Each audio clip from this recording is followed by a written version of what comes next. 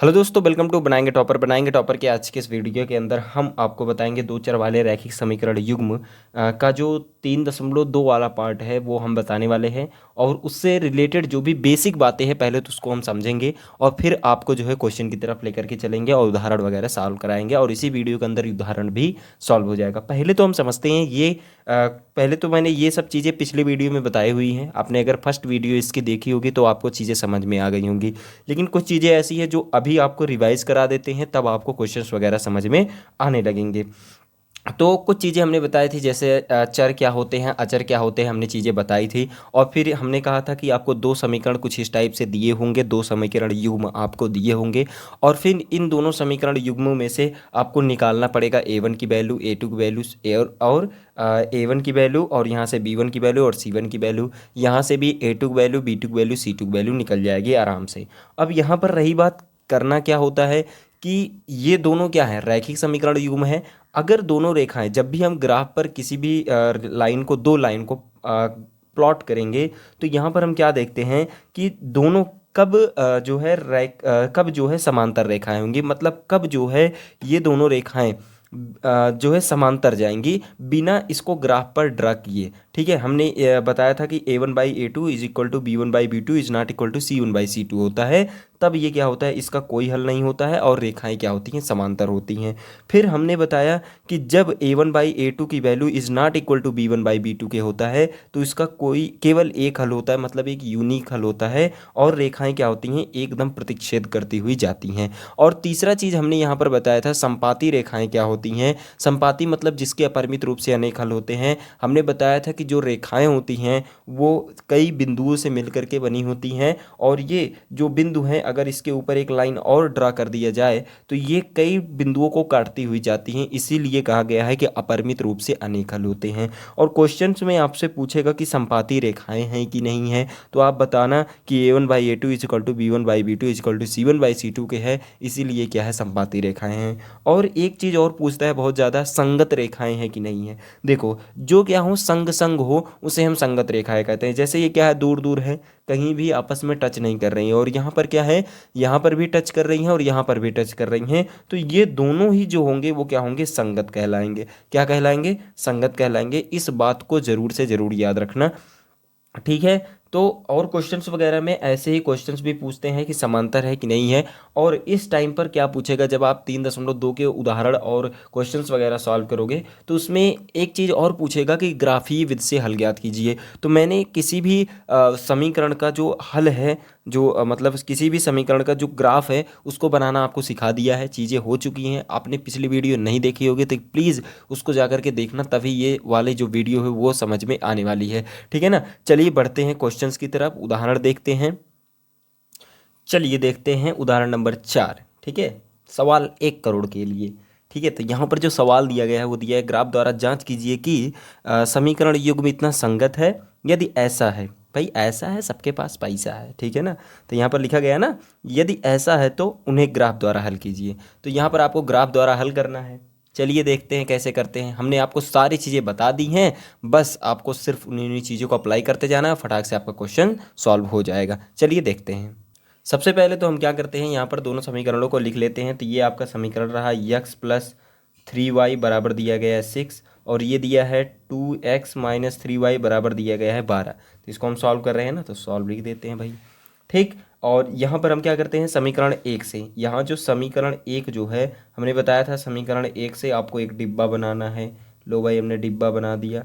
फिर उसके बाद उसके अंदर आपको इस तरीके से कोष्टक बना देने हैं। फिर यहाँ पर भी आपको समीकरण जो है नंबर 1 था, ये समीकरण नंबर 2 से चलते हैं। फिर यहाँ पर एक डिब्बा और तैयार कर देते हैं। ठीक है भैया, अब हम क्या करते हैं, यहाँ पर यक्स की वैल्यू लिखते हैं, यक्स की वैल्यू लिखते जाएंगे और वाई की जो वैल्यू है, यहाँ से समीकरण 1 से पक्षांतर कर लो। तो पक्षांतर करोगे कितना आ जाएगा, 6 माइनस यक्स और बटे आ जाएगा 3। तो यहाँ से आ जाएगा 6 माइनस यक्स बटे 3 आ जाएगा। और यहाँ पर हम देखते हैं समीकरण नंबर 2 से, तो यह हो जाएगा आपका y और यहाँ से हम x की वैल्यू निकाल लेते हैं। तो x बराबर कितना आ जाएगा, मान लो यहाँ से x बराबर हम निकाल लिए, तो यहाँ से 12 माइनस 3y बटे आ जाएगा 2। तो यह आ जाएगा 12 माइनस 3y बटे आ जाएगा 2। यही तो होगा भैया। अब हम क्या करते हैं, फटाफट से क्या करते हैं, वैल्यूज रखते हैं और निकालते जाते हैं। अगर मान लो हम यहाँ पर x की वैल्यू 3 रख दें तो 6 में से 3 जाएगा, कितना हो जाएगा 3। तो यहाँ से 3/3 करेंगे, कितना आ जाएगा 1। अगर हम x की वैल्यू, अगर हम यहाँ पर x की वैल्यू कितना रख दें, 6 रख दें, तो y की वैल्यू कितनी आ जाएगी, 0 आ जाएगी। बिल्कुल सिंपल सा क्वेश्चन। अब यहाँ पर हम क्या देखते हैं, यहाँ पर अगर हम 9 रख दें y की वैल्यू को, अच्छा यहाँ पर y की वैल्यू हम रखें, पहले पहले तो 2 रख दे y की वैल्यू 2 रखेंगे, 3 दूना हो जाएगा 6, 6 में से 12 में से 6 जाएगा, कितना बचेगा यहाँ से 12 में से भाई, जब आप 6 घटा दोगे, घटाना कहाँ है यार, इसको इधर लेकर जाएंगे तो ये प्लस हो जाएगा। ठीक, तो 12 12 6 कितना हो जाएगा 18, और 2 से भाग देंगे तो 9 आ जाएगा। अब यहाँ पर क्या करते हैं हम, y की वैल्यू 4 अगर रख दें, यहाँ पर y की वैल्यू 4 रख ले, 3 चौक 12, 12 12 में कितना हो जाएगा 24, और 24 में 2 से भाग दे देंगे तो कितना आ जाएगा 12 आ जाएगा फिर से वही। अब इसको हम ग्राफ बना लेते हैं, आपको सारी चीज़ें मैंने बताई हुई हैं, फटाफट से ग्राफ बना लेते हैं। तो यहाँ पर हम लाइनिंग खींच देते हैं, आप पटरी से खींचिएगा भैया, नहीं तो गड़बड़ा जाएगा। तो यहाँ पर हो जाएगा, कितने तक जाना है, मैक्सिमम जो वैल्यू जा रही है वो कहाँ तक जा रही है, 12 तक जा रही है ना, और यक्स पर, और वाई पर मैक्सिमम कहाँ जा रही है, 4 तक जा रही है। तो वो यक्स पर हम ज़्यादा बार लेकर जाएंगे, तो यहाँ से हो जाएगा 1 2। तो ये रहा आपके पास ये जो ग्राफ हमने बनाना था, इसको हम बना लेते हैं फटाफट से। तो सब समीकरण एक से सबसे पहले देखते हैं, x की वैल्यू 3 और y की वैल्यू 1, मतलब 3, 1 आपको बनाना है। तो 3, 1 कहाँ बनेगा, यहाँ कहीं बन जाएगा।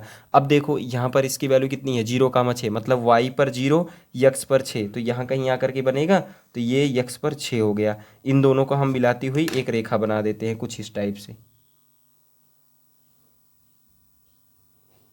ये चला जाएगा। अब हम यहाँ पर देखते हैं कि दूसरे समीकरण के लिए चलते हैं और इस पॉइंट्स का नाम भी रख देते हैं। इस पॉइंट का नाम हो जाएगा 3, 1, और इस पॉइंट का नाम हो जाएगा आपका 6, 0। और अगले में चलते हैं। अगला क्या दिया है, 9, 2 दिया गया है ना। देखो 9, 2, तो 9, 2 कहाँ जाएगा, 9 यक्स पर 9 हो गया और वाई पर 2, तो ये यहाँ कहीं बन जाएगा। ठीक, और यहाँ पर देखो ये 12 और यहाँ से 4, देखो 12 और 4 कहाँ जाएगा, लगभग ये जाएगा यहाँ पर ही जाएगा। ठीक, अब इन दोनों को मिलाते हैं। अब देखो जब हम दोनों को मिलाएंगे, देखो यहाँ पर आप देख रहे हो ना, जब हम दोनों को मिला रहे हैं तो ये तीसरा वाला पॉइंट अपने आप आ जा रहा है, आ रहा है कि नहीं, तीनों तीनों एक ही में मिल रहे हैं ना। तो यहाँ पर देखो जब हम तीनों को मिला देंगे कुछ इस टाइप से, ये मिला दिया हमने और इसको मिलाते हुए एक रेखा खींच दिया, और इस रेखा का क्या नाम हो जाएगा भाई, रेखा का नाम हो जाएगा 2x - 3y बराबर हो जाएगा 12, और यहाँ पर जो हो जाएगा x + 3y बराबर हो जाएगा 6। ये इस टाइप से होगा। अब देखो दोनों में कॉमन वैल्यूज कौन सी है, देखो कॉमन वैल्यूज क्या आ रही है यहाँ पर, 6, 0, देखो दोनों में 6, 0 आ रहा है। ठीक है, अगर हम यहाँ पर 6 रख दें, दूसरे समीकरण भी यहाँ पर भी 6 रख दें, ठीक है ना, मतलब y की वैल्यू अगर हम यहाँ पर 0 रख दें तो क्या आएगी, x की वैल्यू 6 आ जाएगी, और यहाँ पर भी y की वैल्यू हम क्या रख रहे हैं, 0 रख रहे हैं, तो x की वैल्यू 6 आ जा रही है। तो मतलब जो भी कॉमन वैल्यू होगी दोनों लाइन की, वही इसका क्या हो जाएगा, ग्राफीय विधि से किसी भी दो समीकरण युग्म का हल माना जाता है। हल माना नहीं जाता है, हल होता ही है। तो यहाँ पर हम लिख सकते हैं कि समीकरण युग्म का हल 0, 6 है, यही आपका आंसर हो जाएगा। बिल्कुल आसान सा क्वेश्चन था। चलिए बढ़ते हैं नेक्स्ट क्वेश्चन की तरफ। चलिए चलते हैं नेक्स्ट क्वेश्चन की तरफ, पहुंच चुके हैं हम। यहाँ पर देखते हैं कि उदाहरण नंबर 5 क्या दिया गया है। 5 जो है यहाँ पर दिया गया है, ग्राफ द्वारा ज्ञात कीजिए कि निम्न समीकरण युग्म का हल नहीं है, अद्वितीय हल है अथवा अपरिमित रूप से अनेक हल है। आपको बताना है ग्राफ पर प्लॉट करके चीज़ों को, मतलब दोनों समीकरण दिए गए हैं, हमने ग्राफ प्लॉट करने की विधि आपको बताई है, सारी चीज़ें आपको पता है, एकदम कोई भी रॉकेट साइंस इसमें लगना ही नहीं है, आपको पता है। चलिए फटाफट से हम क्वेश्चन को करना स्टार्ट करते हैं। तो सबसे पहले यहाँ पर हम लिखते हैं समीकरण नंबर 1। ठीक बब्बू, सबसे पहले लिखते हैं, तो यहाँ पर लिखते हैं कि 5x - 8y + 1 बराबर आ जाएगा 0। ये आ जाएगा समीकरण नंबर 1 हो गया। अब समीकरण नंबर 2 में हम क्या देख रहे हैं, थोड़े फ्रैक्शनल वैल्यूज है, देखो फ्रैक्शन में दिए गए हैं ना, इसको हम क्या कर लेते हैं, कन्वर्ट कर लेते हैं कुछ इस टाइप में, कन्वर्ट कर लेते हैं भैया, कन्वर्ट कर लो। तो यहाँ से आ जाएगा, देखो 3x है, देखो लासा बन रहा है, सभी में लासा ले लेते हैं, सबसे पहले तीनों में लासा ले लेते हैं, तो ये आ जाएगा 5 लासा हो जाएगा, और इसका हम बटे 1 कर लेते हैं। तो 3 × 5 = 1, 5 × 5 = 5, 3 × 15, ये 15x हो गया माइनस 5 एक अन्नम 5, तो ये 24y ही रहेगा और ये प्लस हो जाएगा 3 बराबर आ जाएगा 0। इसको इधर लेकर जाएंगे तो ये 0 हो जाएगा, तो यहाँ से आ जाएगा 15 यक्स माइनस 24y प्लस का 3 बराबर 0। और यहाँ से हम एक चीज़ और कर सकते हैं, ये आपका समीकरण नंबर 1 था ना, इसको याद रखना, याद क्या देख रहे ही हो। तो यहाँ से आ जाएगा 3 कॉमन अगर ले लें इसमें, 3 पचे 15x हो जाएगा, माइनस आ जाएगा 3 8 24 y, और 3 8 24 मतलब 8y प्लस का आ जाएगा 1 बराबर हो जाएगा 0, और ये बटे में 0/3 हो जाएगा, तो यहाँ से बचेगा 5x माइनस 8y प्लस का 1 बराबर आ जाएगा 0। ये समीकरण नंबर 2 यहाँ से आपका तैयार हो चुका है। अब यहाँ पर देख क्या रहे हो आप कि यहाँ पर देखो दोनों वैल्यूज़ क्या हैं, दोनों समीकरण के जितने भी गुणांक हैं, इसके जितने भी गुणांक दिए गए हैं सभी क्या है आपस में बराबर हैं। मतलब ये आपको सीधे सीधे दिख रहा है कि इसके अपरिमित रूप से अनेक हल होने वाले हैं। क्यों? क्योंकि इसका जो मान होता है, जब हमने बताया था अपरिमित रूप से अनेक हल के लिए कि जो वैल्यू होती है जब a1/a2 बराबर होता है b1/b2 is equal to c1/c2 के, तो ये वैल्यू क्या होती है, ये अपरिमित रूप से अनेक हल होने की होती है। लेकिन हम क्या करेंगे, इसको ग्राफ में भाई बताना है, ग्राफ प्लॉट करके बताना है, तो चलिए हम ग्राफ प्लॉट ही कर लेते हैं, ठीक है ना। इनको देखो भाई साहब को, इनको देख लो, पगला ही कर रहे हैं, इतने पागल मेरे सामने वैसे ही बैठे हैं, वीडियो देख रहे हैं, ये भी चले आए हैं। चलो देखते हैं समीकरण नंबर 1 को सॉल्व कर लेते हैं।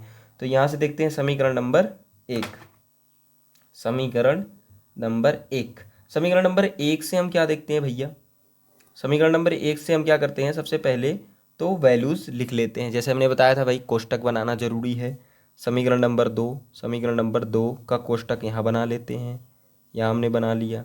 अब कहोगे भाई दोनों का सेम है तो दोनों के सेम सेम ले लेना, तो ऐसा हम नहीं करते हैं, सबसे पहले अलग अलग लेते हैं, जितना इसमें वैल्यूज लेंगे, जैसे अभी मैं बता रहा हूँ आपको, जैसे ये y हो जाएगा, यहाँ से x बराबर निकाल लोगे तो ये x बराबर कितना आ जाएगा, ये चला जाएगा उधर तो 8y माइनस 1/5 आ जाएगा, तो यहाँ से आ जाएगा 8y माइनस का 1/5 आ जाएगा। इसके लिए भी सेम वैल्यू जाएगी, यहाँ पर y हम रखेंगे तो ये x बराबर कितना आ जाएगा, 8y माइनस का 1/5 आ जाएगा।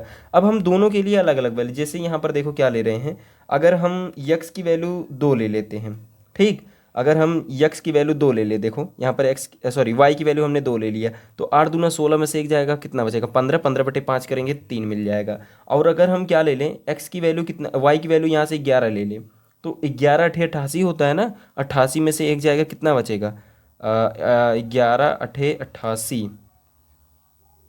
चलो यहाँ पर देखो 11 हम ना लेते हुए सबसे पहले यहाँ पर हम 1 ही ले लेते हैं। तो यहाँ पर जब हम 1 लेते हैं तो जब x की वैल्यू y की जगह पर हम 1 रखेंगे तो 8 का नाम 8 में से एक जाएगा 7 आएगा, तो 7 बटे हम क्या कर देंगे यहाँ से 5 कर देंगे, तो 5 एकम 5 कितना जाएगा, हासिल कितना जाएगा वहाँ पर 5 एकम 5 और 0.2 चला जाएगा, तो 5 चौके 20 हो जाएगा, तो यहाँ से 1.4। इसी टाइप से हमने थोड़ा अलग वैल्यूज ली हुई हैं इसके अंतर्गत, तो हमको जिससे लगे क्योंकि समीकरण सेम है, और यहाँ पर भी अगर हम क्या करेंगे सेम सेम वैल्यूज रखने पर सेम सेम ही आएगा, दोनों का जो लाइनिंग है एकदम सेम सेम बनेगी। लेकिन एक हम थोड़ा सा डिफरेंस क्रिएट करने की बात कर रहे हैं, आप चाहे यही वैल्यू जिसमें ले सकते हो और ये वैल्यू जिसमें ले सकते हो, कोई प्रॉब्लम नहीं है, वैल्यूज उतनी ही आने वाली हैं।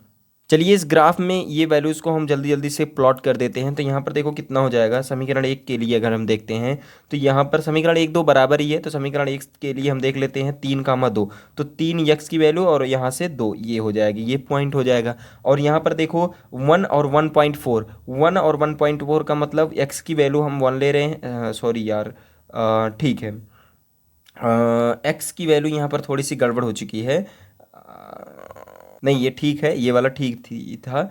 यहाँ पर हम देखते हैं तो ये आ जाएगा x की वैल्यू 1.4 यहाँ कहीं आएगा, 1.4 टू 1 और 2 के बीच में होगा, तो 1.4 हम इसके आधे हाथ पर ले लेते हैं।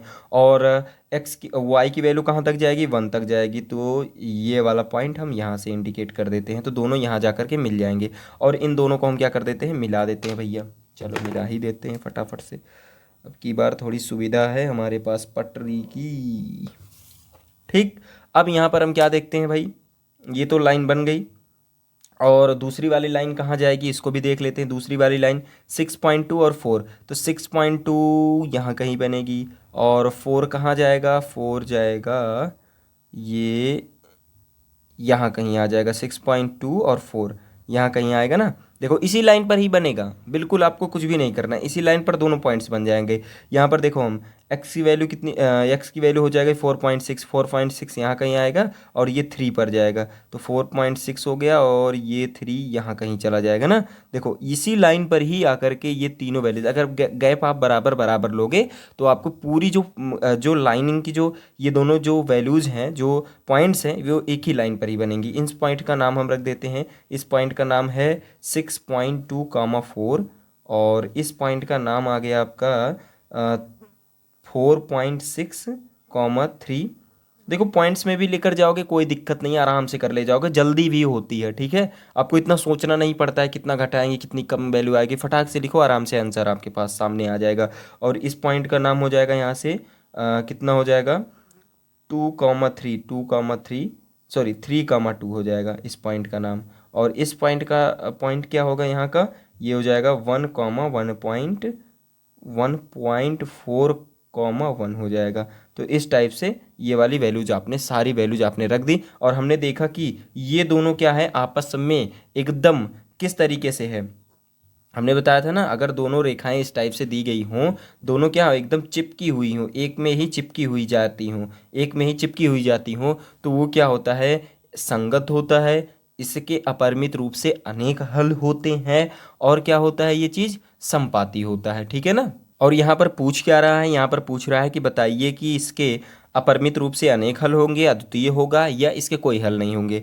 तो यहाँ पर हम देख रहे हैं कि इसके अपरिमित रूप से अनेक हल हो रहे हैं, तो यहाँ पर हम लिख देंगे कि अपरिमित रूप से अनेक हल होंगे, अपरिमित रूप से अनेक हल होंगे, अनेक हल हैं, ऐसा आप लिख सकते हैं, ठीक है ना। तो इस टाइप से ये आपका क्वेश्चन पूरा हुआ। चलते बढ़ते हैं नेक्स्ट क्वेश्चन की तरफ। नेक्स्ट क्वेश्चन है आपका उदाहरण नंबर 6। चंपा का चंपा, ये तो चंपा चमेली छुप के अकेली पौआ चढ़ा के आई, ये तो ये गाना वाला हो गया भाई। चंपा तुम भी हो इसी में, चलो देखते हैं तुमको भी यहीं पर। चंपा एक सेल में कुछ पैंट और स्कर्ट खरीदने के बच्चे, अरे भाई लड़कियों को कपड़ा पहनने का वैसे ही शौक होता है, खरीदेंगी क्यों नहीं।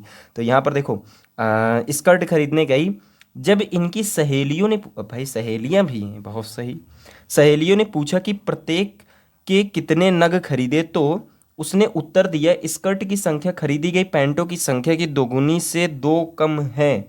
अरे बाप रे बाप, वो तो कंफ्यूज हो गई होगी वैसे ही इतना बड़ा लाइन देख करके। स्कर्ट की संख्या खरीदी गई पैंटों की संख्या की 4 गुनी से भी 4 कम है। सहेलियों ने यह जानने के लिए सहायता किया कि चंपा ने कितनी पैंट और स्कर्ट खरीदे। मतलब सहेलियों ने, उनको समझ में नहीं आ रहा था, जो चंपा है, चंपा दीदी हैं, उनको समझ में नहीं आया कितना स्कर्ट कपड़े कैसे कैसे दिए जाएंगे, वो उनको समझ में नहीं आया। तो इनकी सहेलियां जो थी बहुत ज़्यादा टैलेंटेड थी, तो इन्होंने कहा कि भाई हम आपकी मदद कर देते हैं, कैसे आपको ये खरीदना चाहिए पैंट और स्कर्ट। चलिए हम भी थोड़ा सा मदद कर देते हैं इनकी, कैसे ये खरीदें। इनकी मदद करने के लिए सबसे पहले तो हम मान लेते हैं, माना पैंटों की संख्या बराबर यक्स, लिखते हैं माना पैंटों की संख्या बराबर, पैंटों की संख्या बराबर यक्स, और स्कर्ट की संख्या बराबर, स्कर्ट की संख्या बराबर वाई हम मान लेते हैं। तो फर्स्ट शर्त से क्या दिया गया है, दुकानदार ने क्या कहा, फर्स्ट शर्तानुसार, तो फर्स्ट शर्तानुसार इन्होंने कहा है कि सहेलियों ने पूछा कि प्रत्येक नग कितने नग खरीदें, कितने नग खरीदें। तो उसने उत्तर दिया कि स्कर्ट की संख्या खरीदी गई पैंटों की संख्या की दोगुनी से 2 कम है, ठीक है ना। देखो फर्स्ट शर्तानुसार इन्होंने क्या कहा कि स्कर्ट की संख्या खरीदी गई पैंटों की संख्या से दोगुने से 2 कम है। तो सबसे पहले लिखते हैं भाई स्कर्ट की जो संख्या हमने वाई मानी है वो क्या है, पैंटों की संख्या के दोगुने से 2 कम है। तो पैंटों की संख्या कितनी है, यक्स है, तो यक्स के दोगुने से क्या है, 2 कम है। तो इस टाइप से हमने 2 कम कर दिया। अब हम लिखते हैं यहाँ पर, इसको थोड़ा सा और अच्छे से लिख लेते हैं, 2x को इधर ही रहने देते हैं, 2x, इसको इधर लेकर आएंगे तो -y, और इसको जब हम इसको भी इधर ही रहने देते हैं तो -2 बराबर हो जाएगा 0, और ये आ जाएगा 2x - y बराबर हो जाएगा 2 के। समीकरण नंबर 1 आपके सामने तैयार है, ताज़ा ताज़ा।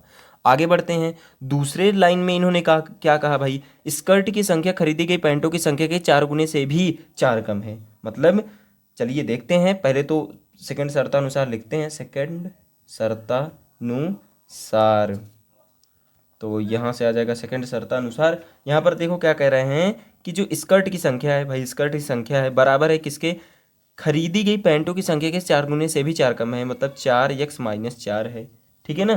तो 4 गुने से भी 4 कम है, तो यहाँ से आ जाएगा y, देखो 4x, और ये चला जाएगा इधर -y, और इसको बराबर करेंगे तो ये चला जाएगा उधर के साइड, तो ये आ जाएगा +4।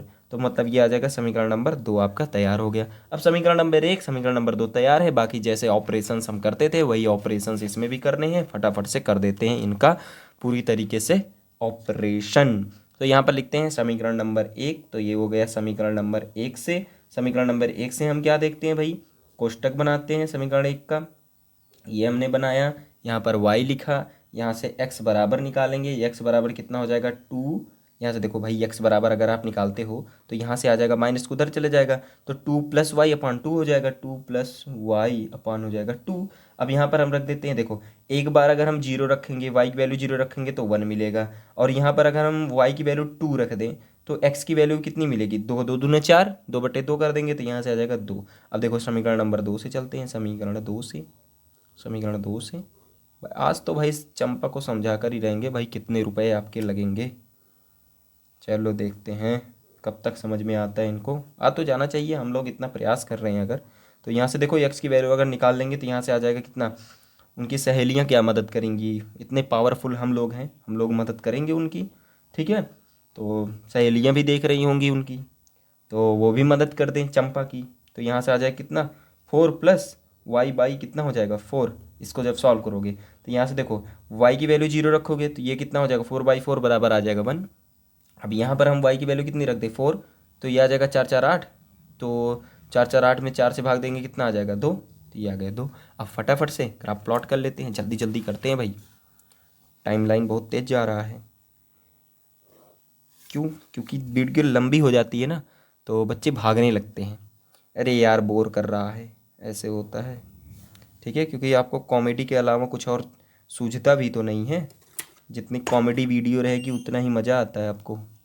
मैक्सिमम 4 तक जाते हैं, कोई ज़रूरी नहीं है बहुत आगे जाने की, तो यहाँ पर हमने 4 5 तक बहुत ज़्यादा गया हमने। तो यहाँ पर सबसे पहला पॉइंट हम यहाँ पर प्लॉट करते हैं पहले समीकरण के लिए। पहले समीकरण में क्या क्या है देखो, 1,0, तो 1,0 कहाँ आ जाएगा, देखो 1,0 तो यहीं मिल जाएगा, और 2,2 कहाँ मिलेगा, देखो 2,2 यहाँ कहीं मिल रहा है ना, देखो ये दोनों मिल रहे हैं ना, 2,2 ये हुआ। अब इन दोनों को हम मिला देते हैं, ये हमने मिलाती हुई एक रेखा खींच दिया, पॉइंट्स के मिलाती हुई रेखा खींच दिया। और यहाँ पर हम नेक्स्ट क्वेश्चन, अरे यार कहाँ नेक्स्ट क्वेश्चन बोल रहा हूँ, यहाँ पर जो अगला चीज़ दिया गया है, अगला जो समीकरण है उसको देखते हैं। तो अगला जो समीकरण है कितना दिया गया है, 1,0 बस, पॉइंट तो यही है भाई, पहले के लिए भी, दूसरे मतलब समीकरण का पहला पॉइंट तो यही है। और यहाँ पर 2,4, तो 2 ये हो गया, 4 यहाँ कहीं जाएगा ना, तो ये हो गया। अब इन दोनों को हम मिला देते हैं, लो भाई दोनों को हमने मिला दिया, ये लो भाई, ये हो गया पूरी तरीके से सॉल्व। अब हम क्या करते हैं, इस पॉइंट्स का नाम रख देते हैं, ये आ जाएगा 2,4, और ये पॉइंट्स हो जाएगा 2,2, और ये हो जाएगा आपका 1,0, यही तो होगा। अब यहाँ पर क्या करते हैं हमको क्या चाहिए, बताना है कि ये कितने पैंटों की संख्या कितनी होगी, स्कर्ट की संख्या। तो यहाँ पर देखो पैंटों की संख्या हमने x माना था, तो यहाँ पर देखो पैंट की संख्या कितनी आई, जो कॉमन वैल्यू होती है वही उसका हल होता है। तो यहाँ पर देखो कॉमन पॉइंट कौन सा है, 1,0, और 1 क्या है, x की वैल्यू है, और y क्या है, 0 क्या है, y की वैल्यू है। तो यहाँ से x को हमने क्या माना है, पैंटों की संख्या, और स्कर्ट की संख्या को हमने y माना है। तो यहाँ से हो जाएगा पैंटों की संख्या बराबर 1 और स्कर्ट की संख्या बराबर 0, मतलब इन्होंने जो खरीदी है, जो पैंट वगैरह खरीदे हैं वो उनकी संख्या को बता रहा है। चलिए इसको बात को लिख देते हैं, ये बात हमने लिख दी है, खरीदी गई पैंटों की संख्या बराबर 1, स्कर्ट की संख्या बराबर 0। तो आज के लिए इतना ही, thank you, have a nice day, वंदे मातरम, जय हिंद। वीडियोज़ आपको 7:30 से 8 बजे के बीच में मिल जाएंगी, इसके लिए आप बिल्कुल भी टेंशन मत लेना। रोज़ मैं वीडियोज़ अपलोड करता हूँ, कभी कभी 2 वीडियोज़ भी चली जाती हैं, क्योंकि मैं लगभग रोज़ ही 2 वीडियो शूट कर लेता हूँ, जिससे आपको एकदम कभी भी ऐसा ना लगे कि आज वीडियो लेट आई है या वीडियो आज नहीं आएगी। तो पूरा मैं वीडियो यहाँ पर बनाता हूँ इसीलिए, जिससे आपको कंटेंट लगातार कंटिन्यूअसली मिलता जाए, ठीक है। आज के लिए इतना ही, thank you, have nice day, वंदे मातरम, जय हिंद।